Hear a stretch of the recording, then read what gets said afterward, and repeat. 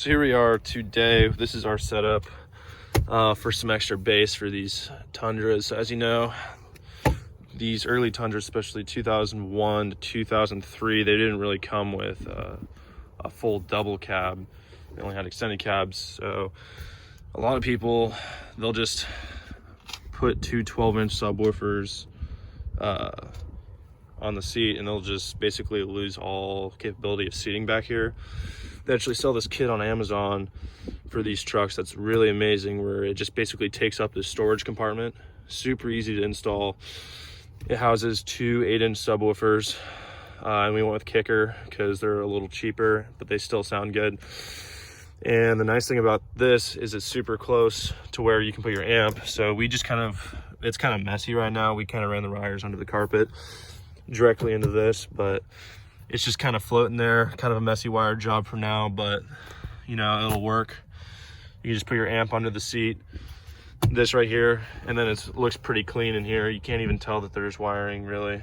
I mean, kind of right here, but really nice install. They still kick pretty hard. They might be two 8-inch subwoofers, but I'd say they kick as hard as a really good 10-inch subwoofer, or even a lower grade 12-inch. And then the seat, I'll show you, just goes down like that, and you can barely even tell you got subs because it fits so well.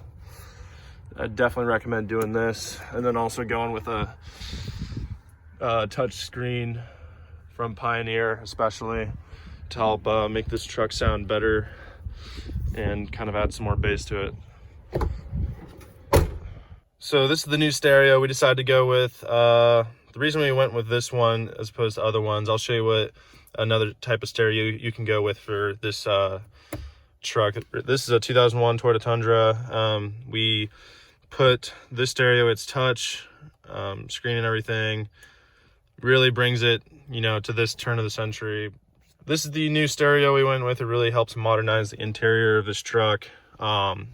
Not that expensive. This is around $200, I believe. I'll put a link in the description to everything we bought for this, but this is it's really worth spending the money on it. Makes, you know, driving it a whole lot better. You know, honestly sounds better than the stock radio too. But yeah, this is kind of what we went with. And then yeah, this is kind of just how it looks in the interior. It's very nice. And then the last thing for this video we did, and we went through and replaced all of this door speakers with JBL. It was super easy to open it up and replace.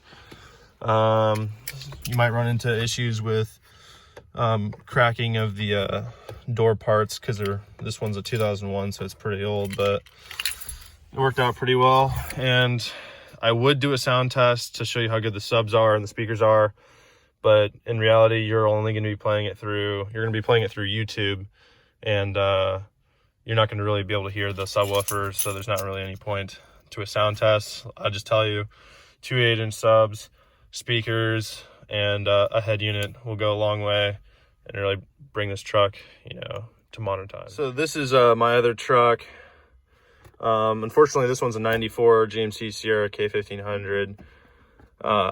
And I couldn't do a touch screen in this one, which I did with the Tundra, but this is the other option that you could put in your Tundra. One of these Kenwoods that also work pretty well, but having CarPlay and having, you know, a nice touch screen thing really modernizes, I think, the look of the interior. I mean, this looks nice, but I'm telling you, this might be half the price, but you definitely, you know, the more money you spend on it, you know, the better it is. And that touchscreen, way, way, way better than something like this, especially for just looks alone. Last thing about this update with the speakers, the entire build with this casing right here is around $300, and then the speakers and the subs and the stereo and then the amp and the wiring, all of this together is around $700, and that's if you get all new speakers. So that means 4 of them for the doors.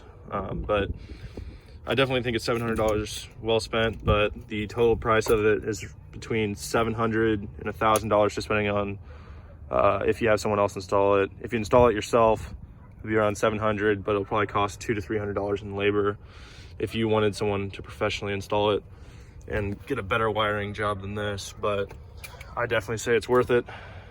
You should definitely do 2 8s under the seat rather than 2 12s or 1 10 or a 12 taking up seating in the back. This way you can really free up some space and still have bass at the same time.